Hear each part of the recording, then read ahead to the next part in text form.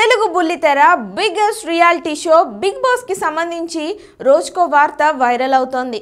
ముఖ్యంగా హోస్ట్ విషయంలో ఆసక్తికర విషయాలు బయటకు వస్తున్నాయి. ఇటీవల బిగ్ బాస్ సీజన్ 3 హోస్ట్ గా యంగ్ టైగర్ ఎన్టీఆర్ ను ఫైనల్ చేశారనే టాక్ వినిపించింది. తాజాగా ఎన్టీఆర్ కి భారీ రెమ్యూనరేషన్ కూడా ఫిక్స్ అయిందనే వార్త సోషల్ మీడియాలో షికార్లు చేస్తున్నాయి.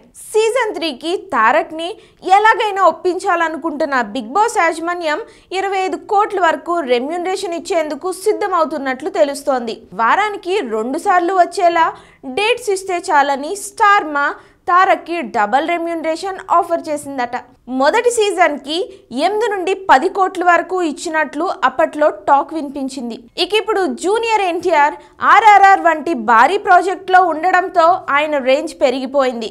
అందుకే మొదటి సీజన్ కంటే ఎక్కువ ఆఫర్ చేయడంతో తారక్ సానుకూలంగా స్పందించినట్లు తెలుస్తోంది. ఈ విషయంపై అటు స్టార్ మా నుండి గానీ ఇటు తారక్ నుండి గానీ ఎలాంటి అధికారిక ప్రకటన రాలేదు.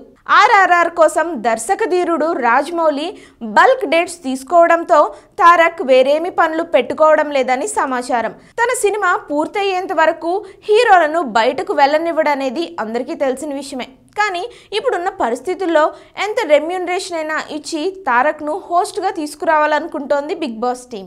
తారక్ని హోస్టింగ్కి సైన్ చేయించే విషయంలో బిగ్ బాస్ టీం దాదాపు సగం దూరం వచ్చినట్లు సమాచారం.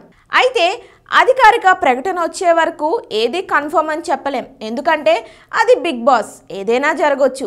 అదే Big Boss team main theme. You're watching this on Mirror TV. Please like, share and subscribe. You're watching this on Mirror TV.